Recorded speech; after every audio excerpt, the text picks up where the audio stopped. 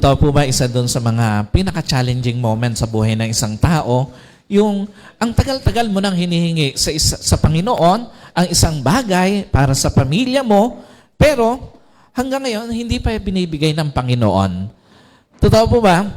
Isa sa mga pinaka-challenging moment sa buhay ng isang tao, yung ang dami-dami mong gustong mangyari na maganda para sa pamilya mo, pero hanggang ngayon, hindi pa rin binibigay ng Panginoon. At totoo po ba, isa doon sa mga challenging moments sa buhay ng isang tao, yung patapos na ang taon, but still, wala pa yung akala mo, 2024, ibibigay na ng Panginoon sa iyo at sa pamilya mo. Sino po aminado? Hanggang sa oras na ito, ang dami mo pang iniintay na ibigay ng Diyos para sa iyo at para sa pamilya mo. Sino po rito? Marami pang iniintay sa Panginoon. And at the same time, sino po aminado, hanggang sa oras na ito, hopeful ka na bago matapos ang 2024, ibibigay ni Lord yung hinihingi mo maging para sa pamilya mo. At sino po rito, hanggang sa oras na ito, hindi nagbabago ang faith mo na tapat ang Diyos at ibibigay niya lahat ng mabuting hinihingi mo para sa pamilya mo. Alam niyo po, again, kahit naman hindi natin sabihin, sa ating puso, sa ating isipan, nandoon yung pag-asa na bago matapos ang taong ito, ibibigay ng Panginoon yung hinihingi natin para sa ating pamilya. Kasi nga ito ang totoo. Bilang mabuting magulang, hindi ka naman talaga mauubusan ng hihingin sa Diyos para sa mga anak mo. Totoo po ba yun sa mga magulang? Sino rito? Marami pang hinihingi para sa Diyos, para sa mga anak niya, sa Panginoon. At bilang mabuting asawa, hindi ka naman mauubusan ng mabuting hinihingi o hihingin sa Diyos para sa asawa mo. Sa mga asawa po, sino rito yung may hinihingi pa sa Panginoon para sa kanyang asawa? At sa mga anak, sino rito? Hanggang ngayon, marami ka pang gustong hingin sa Diyos para sa magulang mo. Alam niyo po, bilang isang mabuting bahagi ng pamilya, hindi ka naman talaga mauubusan ng gustong hingin para sa Panginoon. What's the point? Una, hanggat nagmamahal ang isang tao, hindi siya mauubusan ng hiling sa Diyos para sa pamilya niya. Totoo po ba yan? Hanggat nagmamahal tayo, hindi tayo mauubusan ng hihilingin sa Diyos para doon sa mga taong mahal natin. Alam niyo po, sino rito hanggang ngayon, hiling mo sa Diyos na magkaroon ng magandang buhay ang mga magulang mo sa mga anak. Sino rito, hanggang ngayon, ito yung hiling mo sa Panginoon, na bigyan ng magandang buhay ang mga magulang mo. At sino rito, hanggang ngayon, hiling mo na bigyan ng Diyos na mabuting mapapangasawa ang anak mo sa mga magulang. Sino rito, yun yung kanyang panalangin, na sana yung kanyang anak, bigyan ng Panginoon ng mabuting tao. At sa mga asawa, sino rito hanggang ngayon, hiling mo na matagal mo pang makasama yung asawa mo? Sino rito hiling mo na makasama mo rin sa paglilingkod ang asawa mo? At sa mga asawa, sino rito hanggang ngayon, hiling mo na marami pa kayong ma-enjoy na taon na magkasamang mag-asawa? At sa mga anak, sino rito, hanggang ngayon hiling mo na sana abutan ng mga magulang mo yung pagyaman mo? Doon sa mga young pro natin, sino nangangarap at hinihiling sa Diyos na sana abutan ng mga magulang mo yung pagyaman mo? At sino rito hanggang ngayon hiling mo na sana malakas pa mga magulang mo pag naabot mo na yung mga pangarap mo? Sino po rito may mga pangarap sa mga young pro natin? At kasama doon sa hinihiling mo sa Diyos na sana pag naabot mo yung mga pangarap na yan, malakas pa yung mga magulang mo. At sino rito hiling mo na sana kahit papaano mabigyan mo ng konting ginhawa mga magulang mo sa mga anak? Sino rito nangangarap na sana mabigyan mo ng maayos na buhay ang mga magulang mo? Na bago man lang sila bumalik sa Panginoon, maiparamdam mo sa kanila ang kaginawahan ng buhay. Alam niyo po, again, hanggat nagmamahal tayo, hindi naman tayo mauubusan ng pwedeng hilingin sa Diyos para sa mga mahal natin sa buhay. Totoo po ba yan? At ikalawa, hanggat naniniwala ang isang tao, laging nandoon yung possibility na ibigay ng Diyos ang hinihingi niya para sa pamilya niya. Sino po naniniwala? Hanggat nasa sa puso mo, yung faith na isang araw ibibigay ng Diyos yung hinihingi mo, isang araw mangyayari nga yung hinihiling mo sa Diyos. Alam niyo po, totoo ba, kahit gaano pa ka-imposible sa tingin ng iba, yung hinihingi mo sa Diyos para sa mga anak mo, hanggat naniniwala ka, isang araw, ibibigay ng Diyos yung hinihingi mo para sa mga anak mo. Sino po rito napatunayan na niya na meron siyang hiningi sa Diyos at ngayon nandoon na sa mga anak niya yung hiningi niya sa Panginoon? Alam niyo po, again, hanggat naniniwala ka, kahit gaano pa ka-imposible sa tingin ng ibang tao, ang hinihingi mo para sa asawa mo, isang araw ibibigay ng Diyos yung hinihingi mo sa asawa mo. Sino po rito? Isa sa mga hinihiling niya, hindi lang siya yung makapaglingkod sa Panginoon, kundi maging yung asawa niya, makasama niya sa paglilingkod sa Panginoon. At totoo po ba, kahit gaano pa ka-imposible sa tingin ng iba, yung hinihingi mo para sa magulang mo, hanggat naniniwala ka, isang araw, ibibigay yon sa iyo ng Diyos. What does it mean? Tandaan niyo po, hindi mo kailangang mapagod na maniwalang isang araw, ibibigay din ng Diyos yung mga hinihingi mo para sa mga anak mo.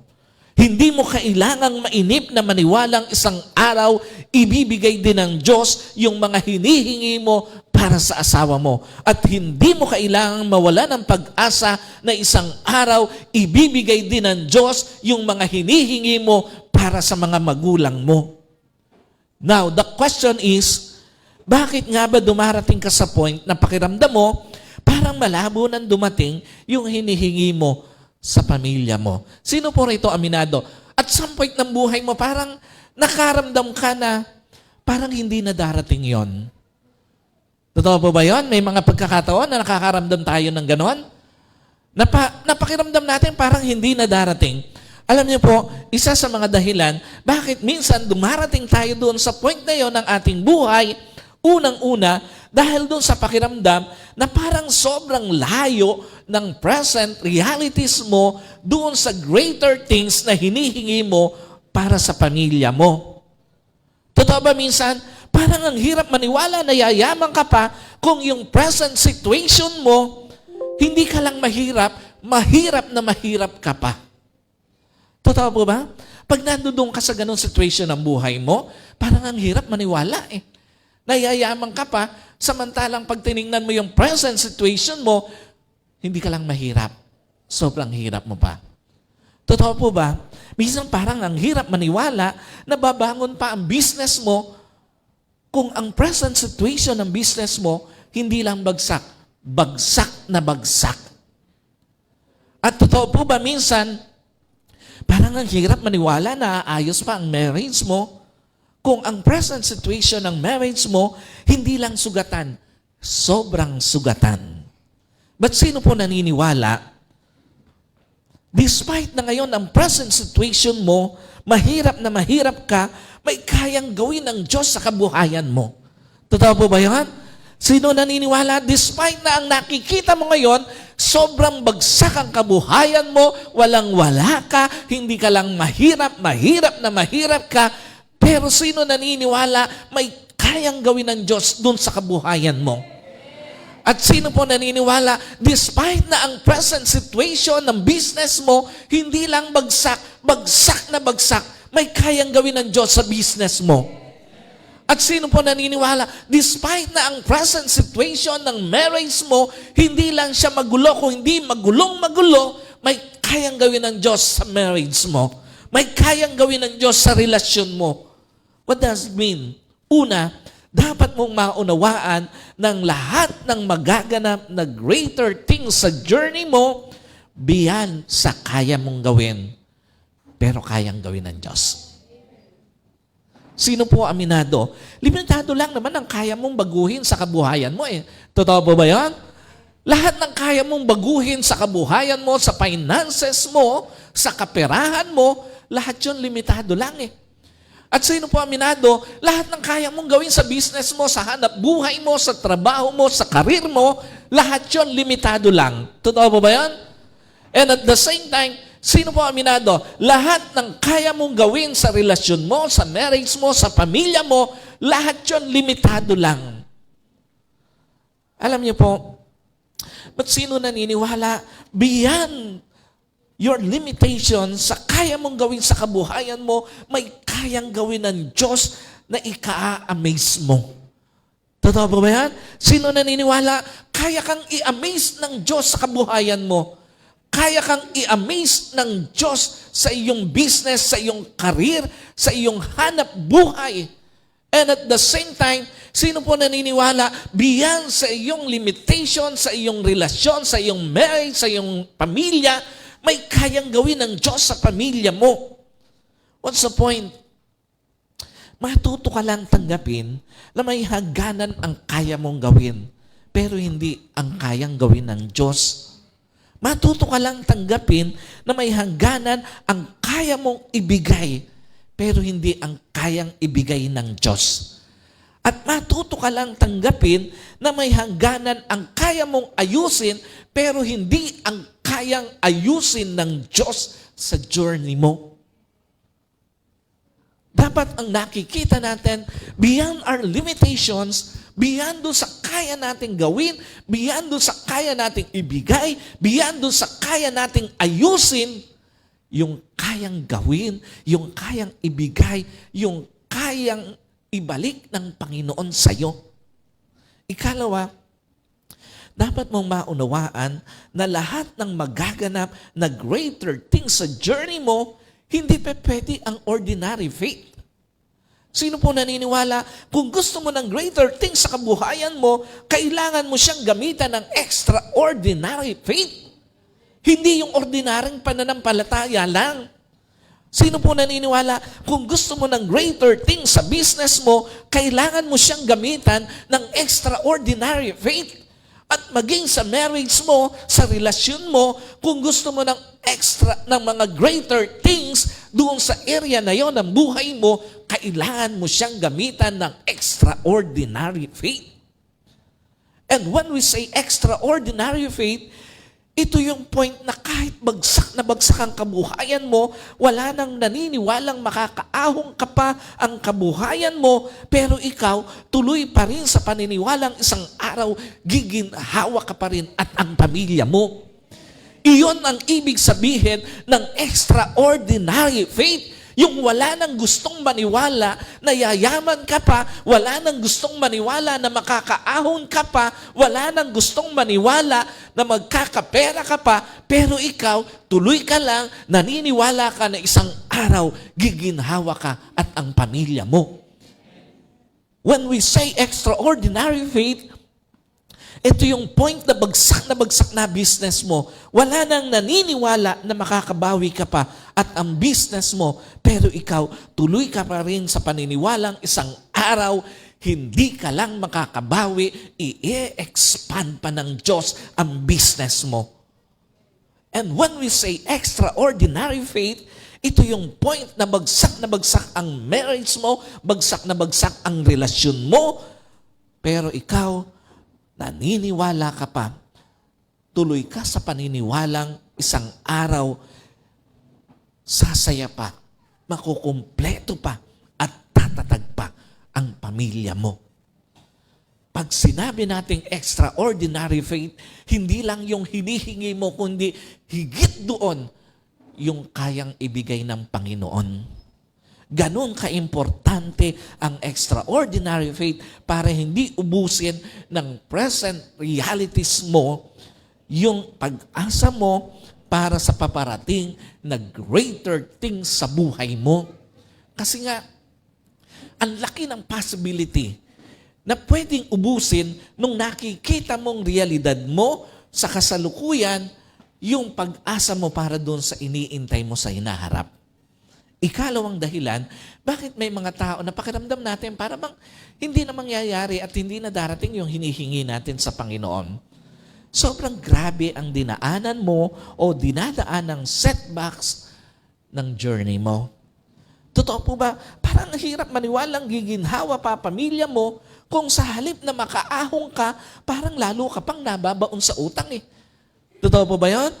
Parang ang hirap maniwala na giginhawa ka pa kapag ka nakikita mo, sa halip na makaipong ka, pabaon ka pa ng pabaon sa utang.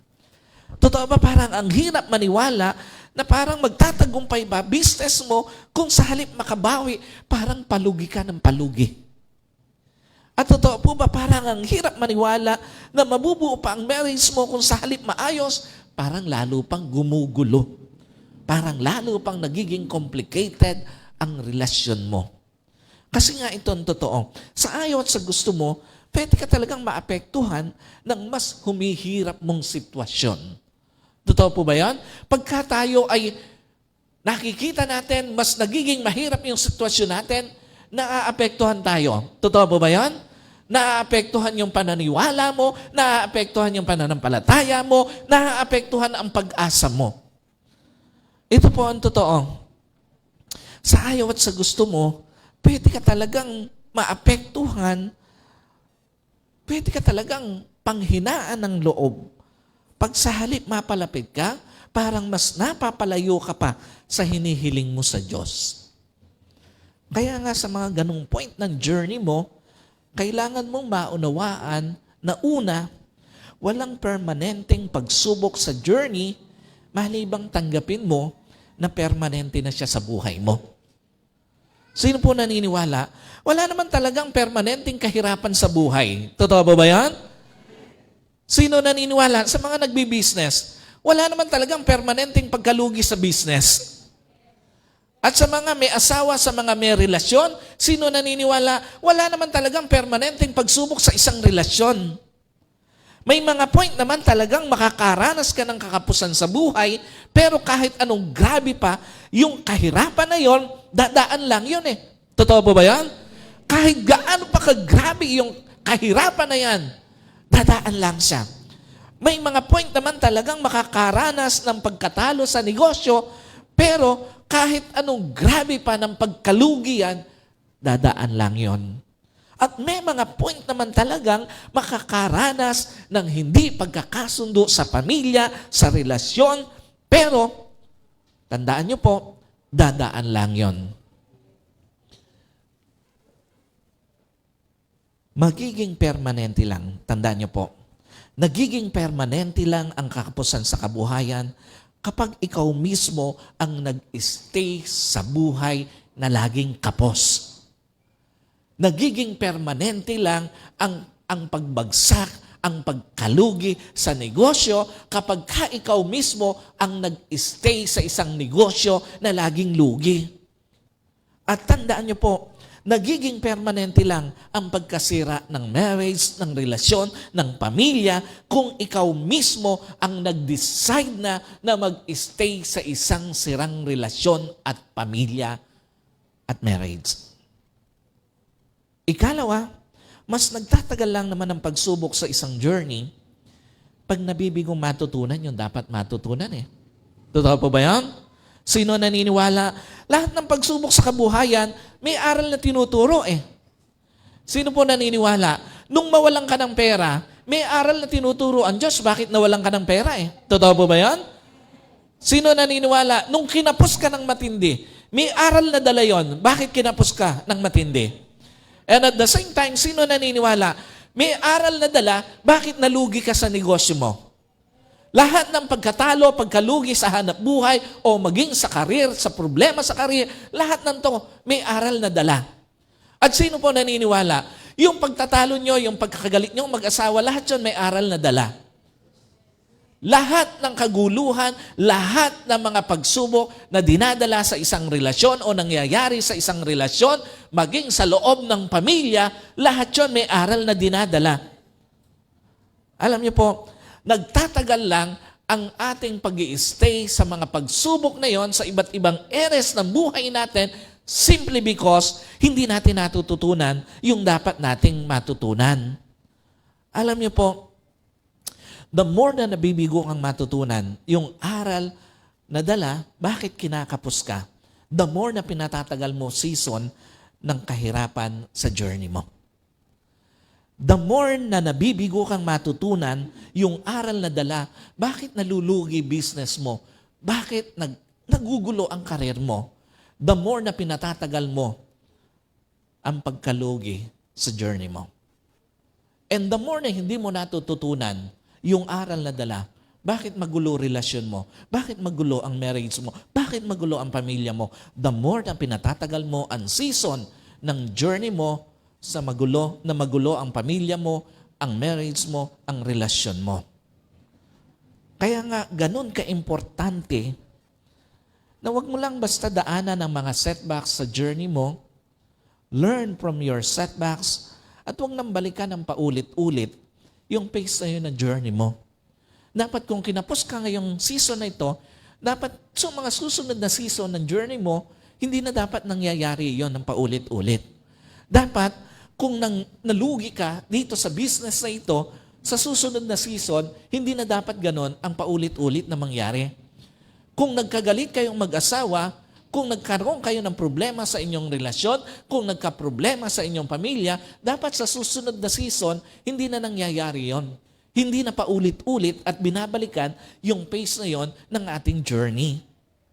Ikatlo, bakit may mga pagkakataon o point ng ating journey, pakiramdam natin parang hindi na mangyayari yung matagal na nating iniintay sa Panginoon o hinihingi.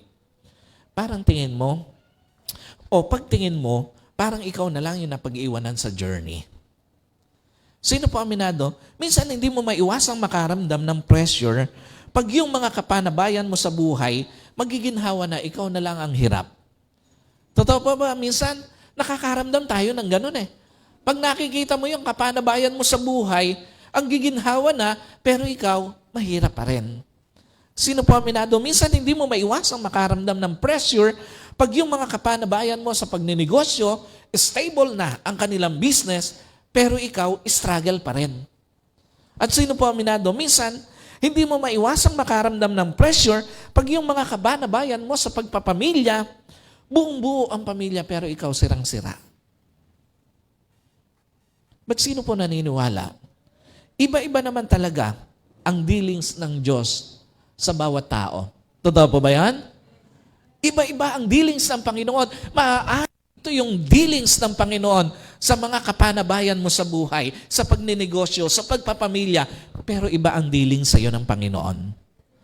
What does it mean? Una, maaaring mas may nauna sa iyo sa pagbo-bloom ng season nila. Ang importante, nagsasubmit ka sa season ng Diyos para sa iyo. Totoo ba? Pwede naman talagang may mga kapanabayan ka sa buhay na maunang makaahon sa kahirapan eh. Totoo ba yun? Nangyayari yun? May mga tao na nauuna talagang umangat ang buhay sa iyo.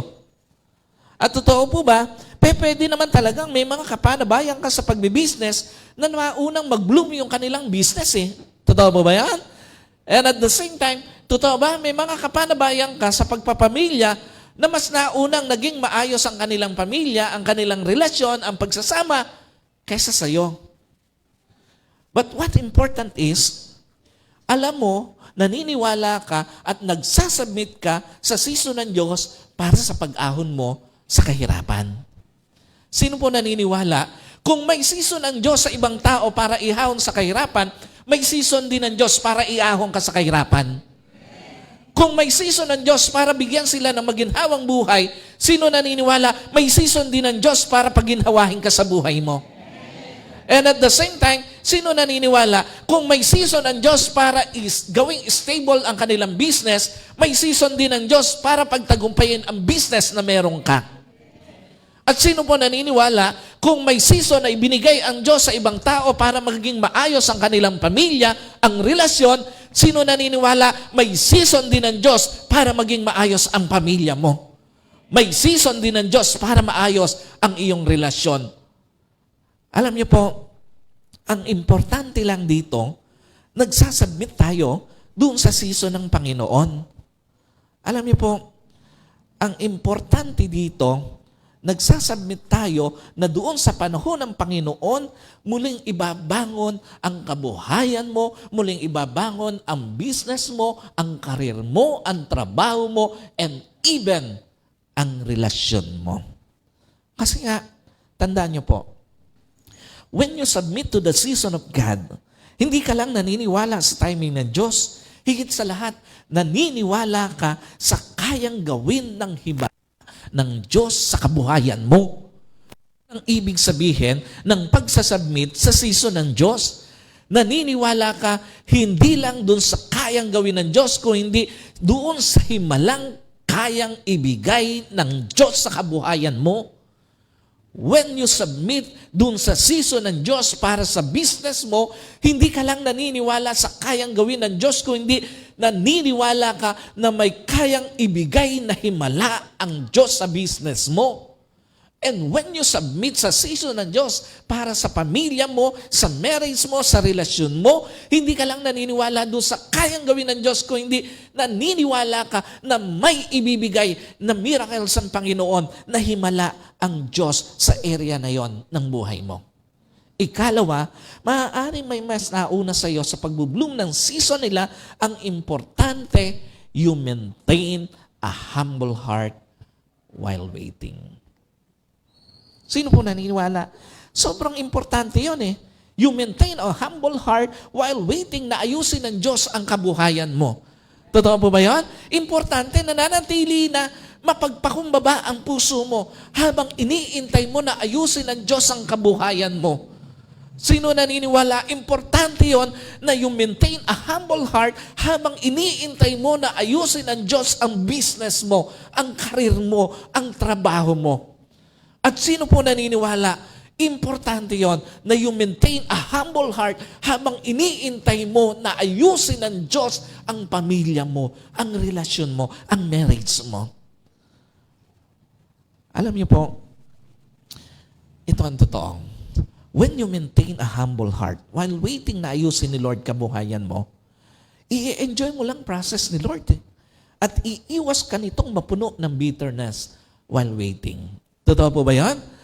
Pagka ikaw nag-iintay ka lang doon sa season ng Panginoon with a humble heart, hindi ka mapupuno ng bitterness eh.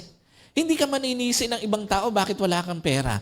Hindi ka magagalit sa ibang tao bakit wala kang pera. Hindi ka maninisi ng sitwasyon o maging ng ibang tao bakit iyan ang kalalagayan ng kabuhayan mo. When you maintain a humble heart, habang iniintay mo na ayusin ng Panginoon ang business mo, hindi ka maghanap ng ibang tao na masisisi. Hindi ka mapupuno ng inggit sa ibang tao. And when you maintain a humble heart while waiting na ayusin ni Lord ang marriage mo, ang relasyon mo, i-enjoy mo lang ang process ni Lord eh. At iiwas ka nitong gumawa ng desisyon na pwede mong pagsisihan sa huli. Alam niyo po, kapag tayo nananatiling merong humble heart, habang iniintay natin na ayusin ng Panginoon yung dapat maayos sa ating buhay, may enjoy mo yung process ni Lord eh. Hindi ka mapupuno ng bitterness, hindi ka mapupuno ng inggit, and at the same time, hindi ka makakagawa ng desisyon na sa huli, pagsisisihan mo. Now the question is, why you were not received what you ask from God? Again, bago po tayo magpatuloy, gusto ko lang tanungin uli ang bawat isa. Sino po rito hanggang ngayon, ang dami mo pang iniintay sa Diyos? May iniintay ka pa para sa kabuhayan mo. May iniintay ka pa para sa iyong business. At may iniintay ka pa para sa pamilya mo. Alam niyo po, bakit nga ba si Lord hindi pa binibigay yung matagal na matagal mo nang inihingi sa Kanya? Bakit nga ba si Lord, maganda naman ang intention mo, pero bakit hindi pa niya binibigay? At bakit nga ba si Lord, pinag-intay ka pa o pinag-iintay ka pa? Alam niyo po, unang dahilan, because God prepares greater season and place for your journey. Sino po naniniwala? Hanggat nasa maling season at lugar ang kabuhayan mo, hindi ibibigay ni Lord ang breakthrough sa kabuhayan mo. Totoo po ba yan? Hanggat hindi ito yung season talaga para sa iyo, hanggat nasa maling lugar ka, hindi ibibigay yon ng Diyos para sa iyo. At sino po naniniwala, hanggat nasa maling season at lugar ang business mo, hindi ibibigay ni Lord ang breakthrough para sa business mo. The same concept sa relasyon mo, sa pamilya mo, sa marriage mo.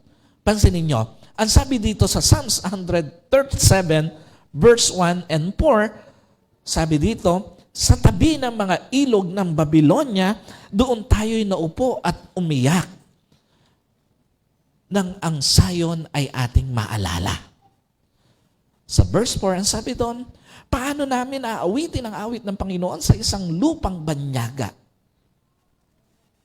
Sino po familiar dito sa verse na to?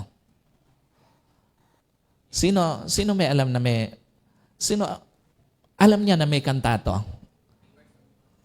Sabi doon sa kanta na yan, by the rivers of Babylon.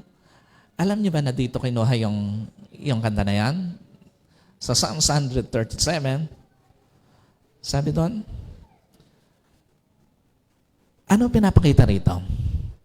Psalms 137, verse 1 and 4, it is about the Israelites in exile sa Babylonia. Ito yung kanilang pagkabihag at kung papaano sila trinato dito. Pag tinignan mo ang ibig sabihin ng psalmist dito, makikita mo yung ibig niyang sabihin dito. Una, sadness and longing. Sino po rito? Aminado siya na nakakaramdam siya ng lungkot. Pag hindi pa binibigay ng Panginoon, naalala niya yung hinihingi niya na hindi pa binibigay ng Panginoon. Totoo po ba? Normal lang yun sa atin bilang tao. Na makaramdam tayo ng lungkot, pag yung hinihingi natin, mabuti yung intention mo para sa pamilya mo, hindi pa binibigay ng Panginoon. Alam niyo po, yung mga Israelites, ito yung kanilang unang naramdaman eh. Yung sadness and longing. The Israelites are sad and weep as they remember their homeland Zion. They are longing to return to the promised land where God settled His people. Ang unang bahagi nitong Psalms 137, punong-puno ng lungkot at pananabik. Lungkot dahil bihag sila ng mga taga-ibang bayan at pananabik na muling makabalik sa lupang pangako kung saan sila inilagay ng Panginoon. Again, sino rito, nananabik, natanggapin na yung hinihingi niya sa Panginoon. Maranasan yung pangako ng Panginoon. Yung mga Israelites, they are longing na sana mabuhay uli sila, makabalik uli sila doon sa lupang pangako. Ikalawa, kapag ka tinignan mo, itong Psalm 137, makikita mo, hindi lang yung kanilang sadness and longing, maging yung refusal to sing. Specifically, yung verse 4. The Israelites are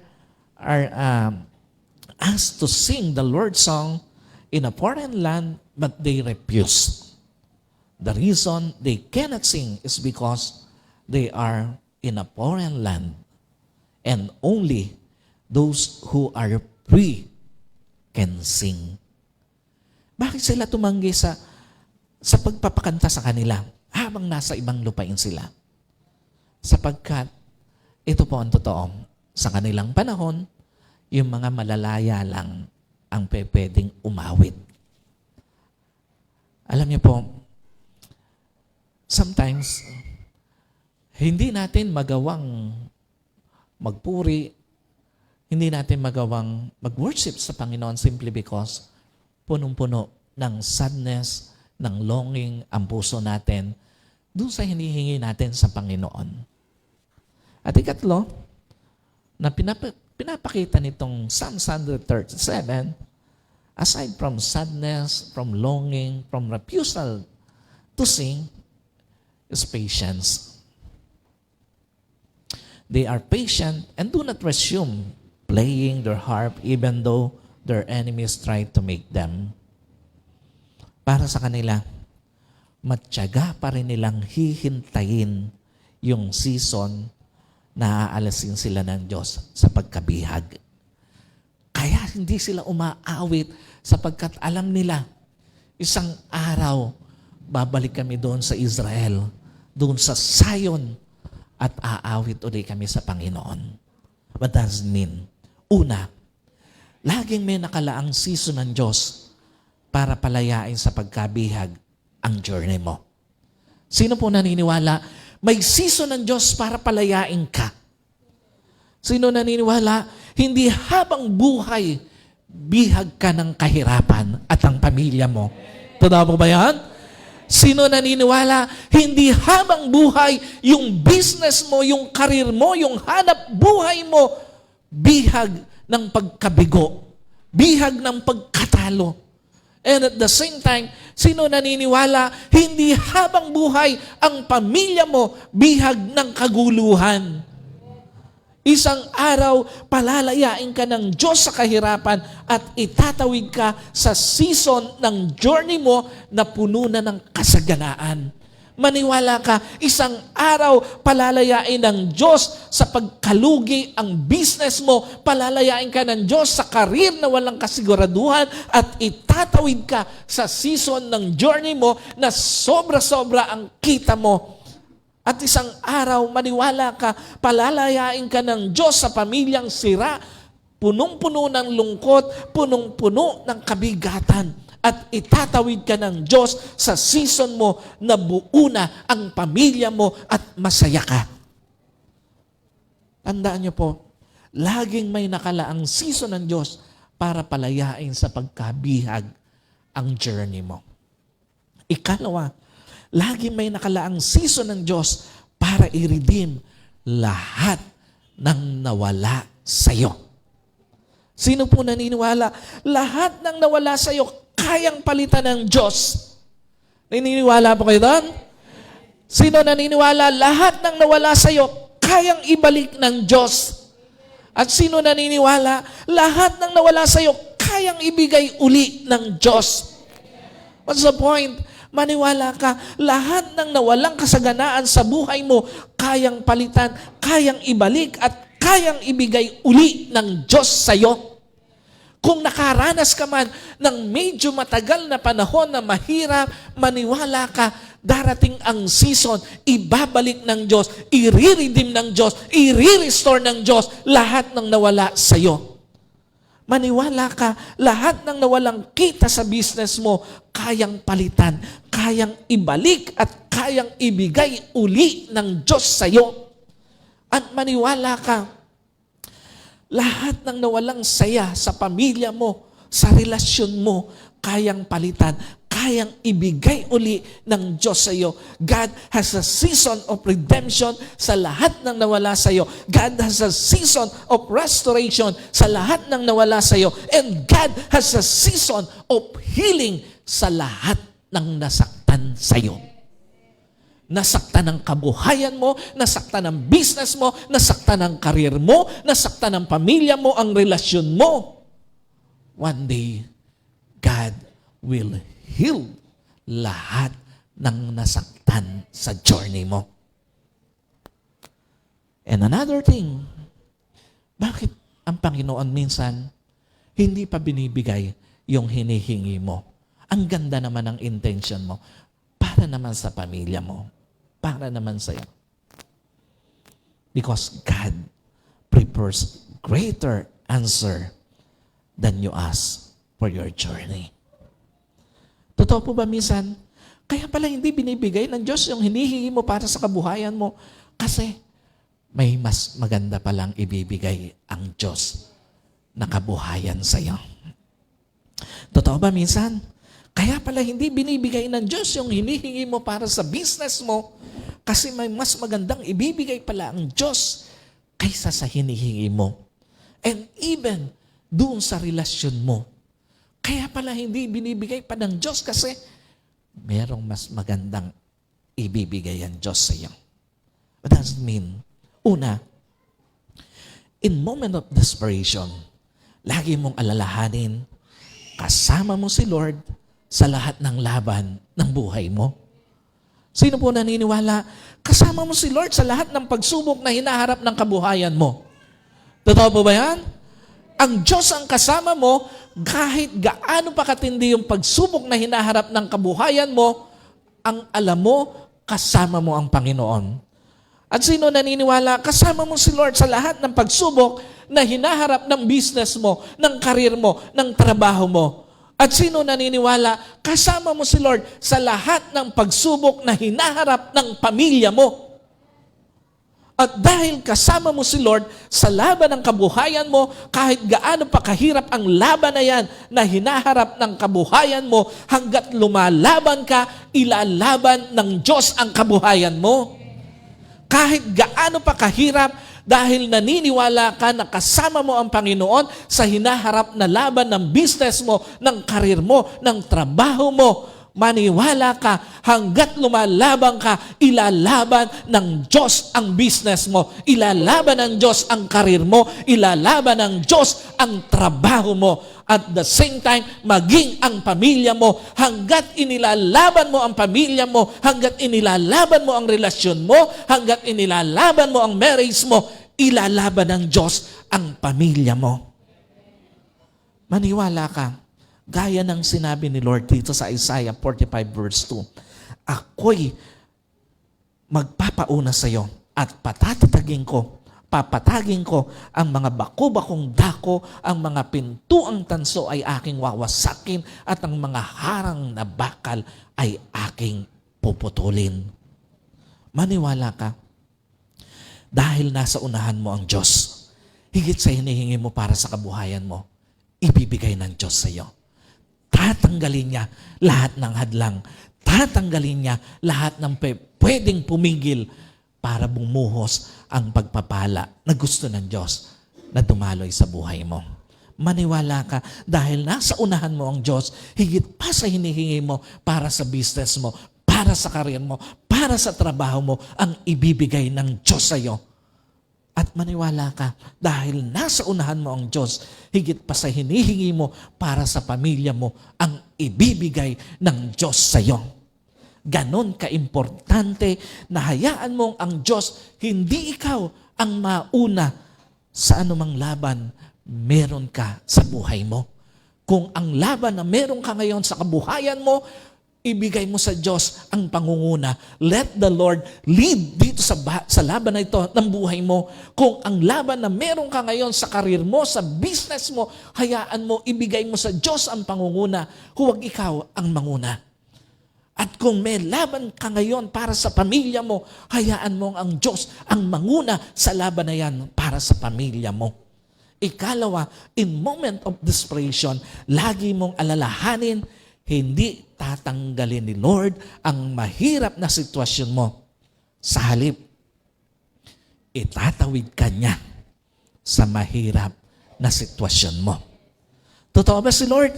Hindi naman niya tatanggalin yung mahirap na sitwasyong meron ka sa kabuhayan mo eh. But one thing for sure, itatawid ka niya doon sa mahirap na sitwasyon ng kabuhayan mo.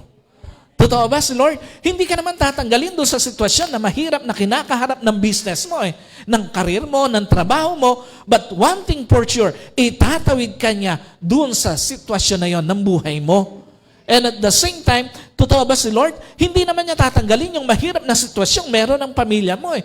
But one thing for sure, itatawid ka niya ang pamilya mo dito sa sitwasyon na ito. Remember, yung mga Israelites, during their most desperate situation, hinahabol sila ng mga Ehipsyo at nandoon sa harapan nila ang isang malalim, ang isang malawak na Red Sea. Ano ginawa ng Panginoon? Tinanggal ba niya yung Red Sea? No. He parted the Red Sea and make a way through it. Hinati niya ang dagat at gumawa ng daan para makatawid ang mga Israelita. The same concept, during the most desperate situation ng kabuhayan mo, God will make a way para itawid ka dito. Maniwala ka, during the most desperate situation ng business mo, ng karir mo, ng trabaho mo, God will make a way para itawid ka dito. At maniwala ka, during the most desperate situation ng pamilya mo. God will make a way para sa pamilya mo. And finally, bakit may mga pagkakataon pakiramdam mo parang hindi na darating yung hinihingi mo sa Panginoon? Because God prepares greater realities in your journey through His declaration. Sabi po dito sa Jeremiah 33, verse 14, narito ang mga araw ay dumarating, sabi ng Panginoon, na aking tutuparin ang mabuting bagay na aking sinabi tungkol sa sambahayan ng Israel at sa sambahayan ng Huda. Sino po naniniwala? This is what the Lord declares to your finances. The days are coming to your finances. Sino naniniwala? Ito ang deklarasyon ng Diyos ngayon sa iyong kabuhayan, na mula doon sa kapos na kapos, hindi na mawawalan ng laman ang wallet mo. Mula doon sa kapos na kapos ang kita, hindi mo na alam kung ano uubusin ang kita mo. At mula doon sa kapos na kapos ang kita ng hihiram sa iba, ikaw na ang panghihiram o ikaw na ang magpapahiram sa ibang tao. Maniwala ka, this is what the Lord declares to your finances today. Mula doon sa kapos na kapos, ikaw na ang magbibigay sa iba. Sino naniniwala? Deklarasyon ito ng Diyos sa kabuhayan mo. Parating na ang araw, babangon ang kabuhayan mo. At sino po naniniwala? This is what the Lord declares to your business. The days are coming to your business. Sino naniniwala? Deklarasyon ito ng Diyos para sa iyong negosyo, para sa iyong karir, para sa iyong trabaho. Magbubong na ang negosyo mo mula sa patsangge-tsangge, pupunta ka na sa mall. Mula sa mall, pupunta ka na sa sariling prangkisa mo. At mula sa sariling franchise, pupunta ka sa panibagong negosyo. Maniwala ka and claim it, receive it. This is the declaration of the Lord for you to do sa business mo. Mula doon sa maliit na pwesto, isang araw, dadaling ka na ng Diyos sa isang kilalang kumpanya na ikaw mismo ang may-ari. Mula doon sa pagiging isang trabahante, magiging isang may-ari ka na ng negosyo. Maniwala ka, this is what the Lord declares to your business and to your finances. At maniwala ka, this is what the Lord declares to your family. The days are coming to your family. Sino naniniwala? Deklarasyon ito ng Diyos para sa pamilya mo. Parating na ang araw, sasaya, mabubuo, maaabot ang mga pangarap ng pamilya mo. Mula sa puro lungkot na pamilya, pupunta sa puno ng sayang pamilya. Mula sa sirang pamilya, papunta sa buong pamilya. At mula sa bigong mga pangarap ng pamilya, papunta sa mga matutupad na mga pangarap para sa iyong pamilya. Believe it, church. Today, God declares to your finances, hindi na mauubusan ng laman ang wallet mo. Believe it, today, before 2024 before 2024 ends, may tutuparin ang Diyos sa mga matagal mo nang hinihingi sa Panginoon. Sa kabuhayan mo man yan, sa business mo man yan, sa pamilya mo man yan, sa karir mo man yan, believe it, today, God declares to your journey, the days are coming to your journey. Araw mo na. Araw na ng kabuhayan mo, araw na ng business mo, araw na ng karir mo, araw na ng trabaho mo, at araw na ng pamilya mo. And because this is what the Lord declares to your journey, maniwala ka, walang makakahadlang sa gagawin ng Diyos sa pamilya mo, sa business mo, sa kabuhayan mo. Kaya ng sinabi ng Panginoon, papatagin niya lahat ng mga baku-bakong daan, puputulin niya ang mga harang na pintuan para mangyari lahat ng gusto ng Diyos na mangyari sa journey mo. So church, sino naniniwala ngayong araw na to, may sisimulang bago ang Diyos sa